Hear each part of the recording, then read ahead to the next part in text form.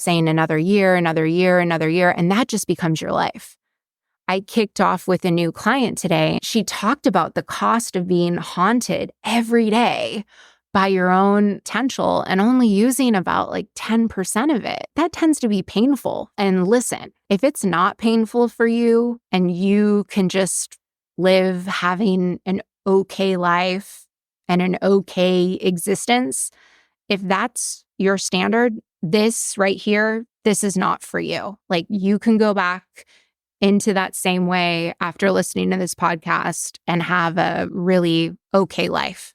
Or you can have an extraordinary life, one of meaning, where you actually become an example for your children instead of a warning label. My ultimate question to you for this episode is, who do you want to be? If you are ready to burn bright instead of burning out, to lead without losing yourself, and to enjoy the life you have worked so hard to create, then keep listening.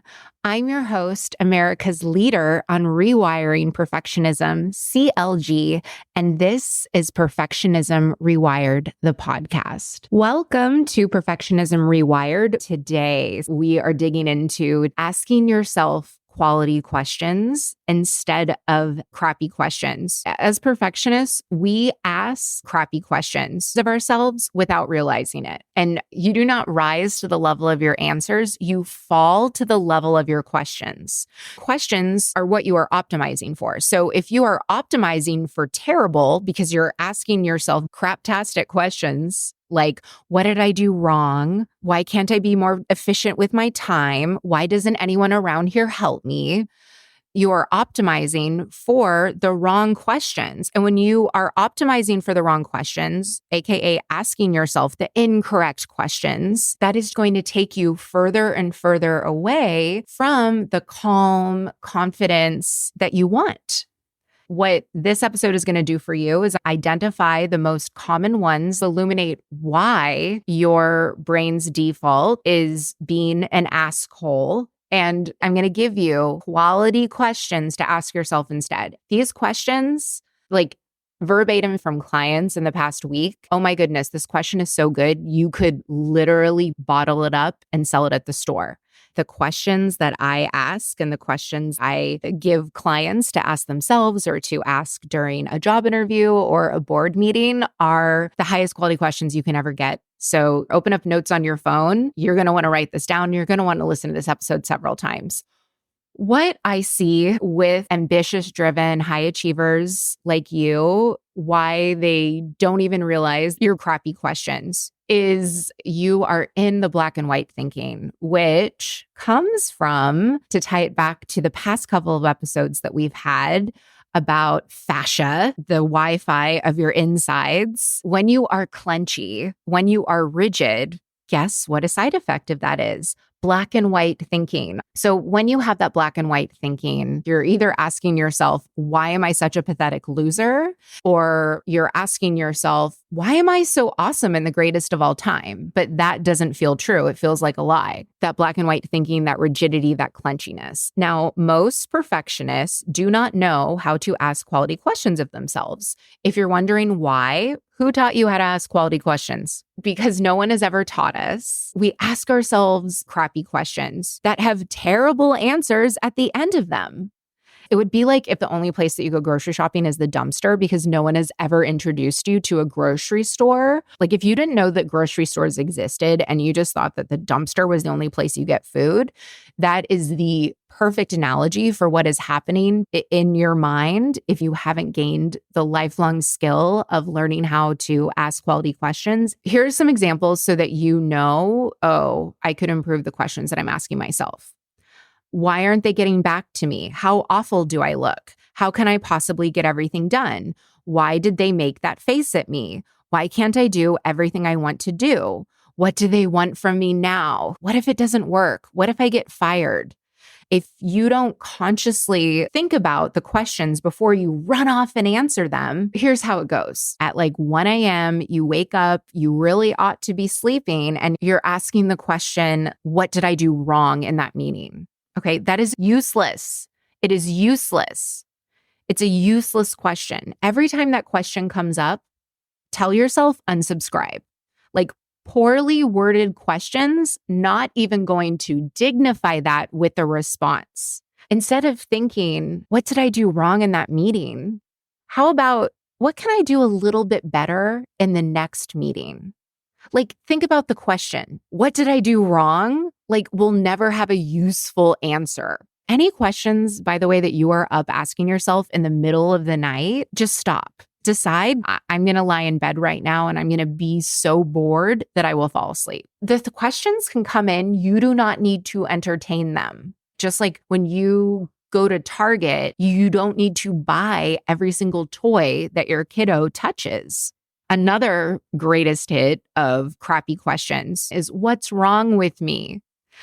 Now, do you think that your perfectionist, detail-oriented brain is going to be like, absolutely nothing is wrong with you, Lovekins? Here, sit back and take note. Well, I tell you the thousands of ways that you are phenomenal. No. If you are letting your brain just be like, what's wrong with me? Then it's going to be like, well, chapter 1 of how you have effed up your life just this year. That's chapter 1. Chapter 2, here are all the wrong decisions you have made. Chapter 3, here is the history of your most massive mistakes. Your brain is not going to go through and actually look for answers. That's the way that your brain works. One of the things that your brain is designed to do is it's actually designed to answer questions. It is like a computer in that way. And I'm going to hyperlink in the show notes to the episode that gets into the science of this and how your brain is just like a Labrador retriever, because our brain actually is designed to answer questions. If you ask a question and it's not a quality question and you don't intentionally answer it in an empowering way, it is going to default answer it with all of the terrible, horrible, no good, very bad stories that you've collected about yourself for all of your life. It's just going to scroll through, let's kill her self-confidence, poor self-esteem, everything you're worried about. That's the only place that your brain knows to go to get answers, because you have not trained it. It has not developed the skill of like, oh, there's actually other places that we can go. When you don't have this skill, it only has your search history, which is the way that you've answered that question before. Just like Google, it's going to bring up the ones that you've clicked on the most and saved as your screensaver. You got to be vigilant when it comes to answering or asking douchebag questions of yourself. Like, what's wrong with me is one that we need to be listening for and know that it is not useful asking these crappy questions. Questions like, what if I wasted my money? What if I fail? What if I humiliate myself? What if I'm letting people down? What if it doesn't work? What if they're judging me? What if questions you just want to delete altogether? It's a more advanced skill, like once you come into perfectionism optimized, because the type of what if questions that you want to be asking are like, what if I succeed? What if things work out 10 times better than I ever imagined? Before I get to quality questions to start asking yourself, I want you to be listening to the what ifs and the whys. What's wrong with me? Why can't I get it together? I want you to be listening for all that stuff, because even if you don't answer on purpose any of the quality questions that I'm giving you, at the very least, what you can do and what you owe it to yourself is to get aware of when you're doing things that are utterly unhelpful. A 1% shift that some of the stuff that you are asking yourself is not useful gives you the choice, and it opens up a wedge of opportunity for you to try and do something that is useful for you. Maybe you do notice that you are asking these crappy questions. Now the question becomes, is this where you want to stay? There's patterns that make you really stressed out, that kill self-confidence, that I've talked about in this episode. But there's also patterns that make you ambitiously joyful and have it so that you feel as amazing as your life looks. I can train you in those patterns. That's what I'm here for, so that you show up powerfully in integrity and being whole and complete and really owning yourself. I promise you, if you stay on the pathway that we lay out together, It can't not happen. And this isn't about perfectionism leveraged, my one-on-one coaching program. This is about you getting your life back. Like in 3 months, things could be exactly the way you want, or they could be exactly how they are now, only slightly worse. That's the almost certain probable future for you if you keep on doing exactly what you've been doing. If you continue on this path, asking yourself crappy questions that have terrible answers at the end of them. Are you willing to settle for that? What we're actually talking about here when I say change, it isn't adding more meditation into your daily routine. This is a lifestyle upgrade. That's why you need support. Whether it's me or it's somebody else, you really got to commit to raising your standards with and for yourself and the type of questions that you dignify with a response. I'm going to give you some quality questions, but before I do, I just want to warn you, your crappy narrative is not going to go away anytime soon. Those questions will still come up and they'll be like, here I am. Did you miss me? I don't want you to worry about wait, but I have these new questions. Why is my brain still asking me crappy ones or fetching very unuseful answers? I want you to get so good at the awareness that you give yourself the opportunity to say, I don't want to think like that anymore. Here's what I want to think instead. Here are the questions I want to ask of myself. I can no longer afford to just keep letting myself ask these old crappy questions that have been passed down through generations. This quality question for perfectionists can help you break the cycle of always thinking things aren't good enough.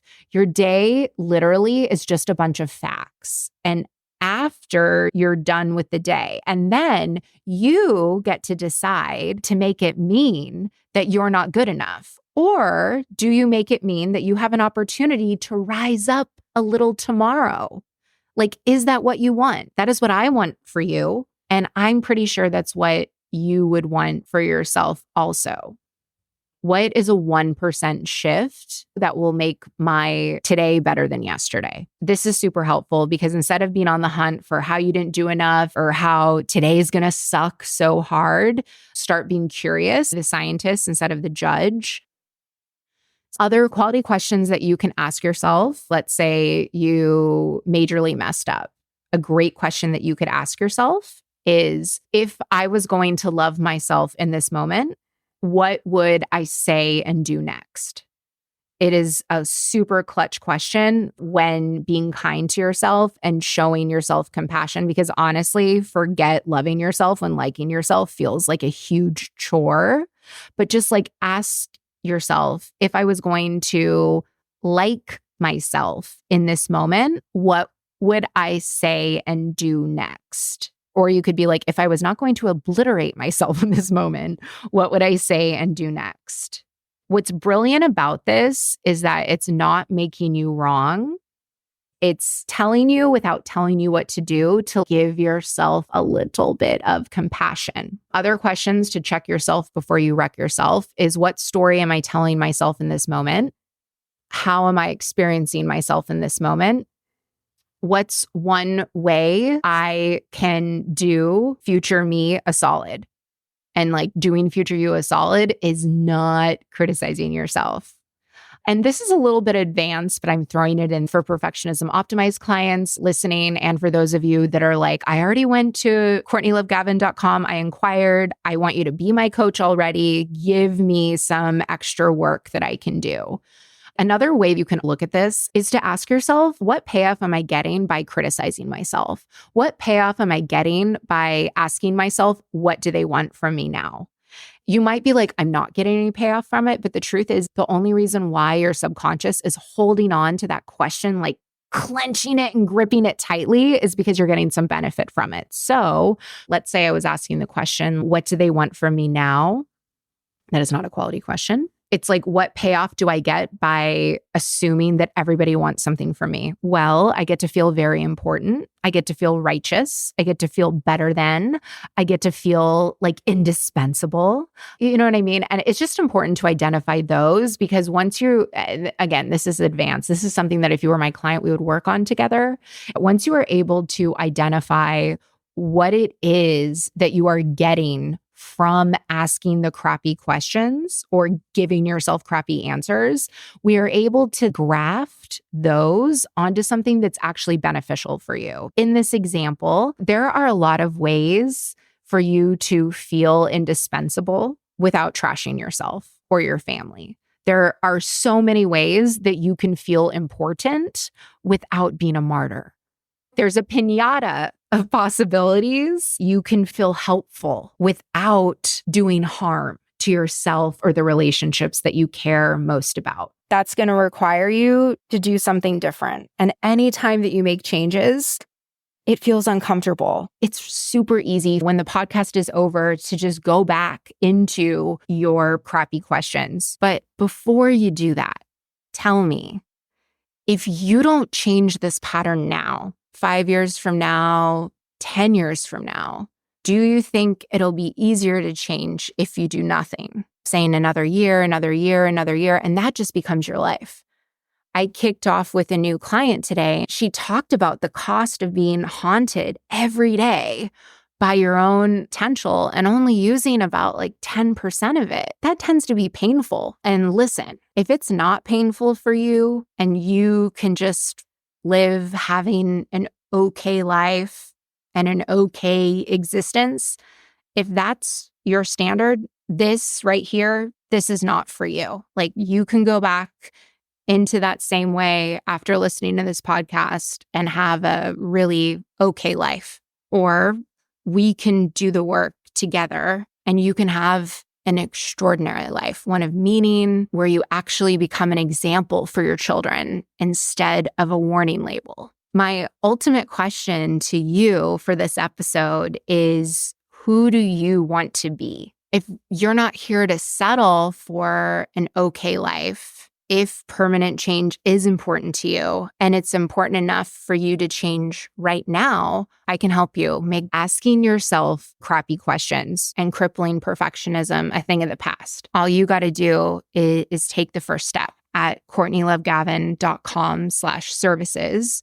Reach out to me and together we can map out your proven pathway to making intentional choices that empower you for the rest of your life. Listen up. Taking charge of your perfectionism is so much easier than you have been led to believe. Whether you want to stop playing out worst case scenarios in your head or be joyfully present, ambitious again, you don't need more rigid rules, guesswork, or hard work in perfectionism recovery. You need a framework that helps you understand and, most importantly, rewire your perfectionistic habits from the inside out. It starts inside of Perfectionism Optimized. Besides the obvious mental health and wellness benefits, rewiring your perfectionism is the fastest way to figure out what's really underneath your perfectionistic patterns. This radically different, proven, proprietary approach helps you succeed by dropping the contempt and judgment that blocks change. Discover how to trust yourself, take control of your world, and feel truly empowered to own your perfectionism instead of being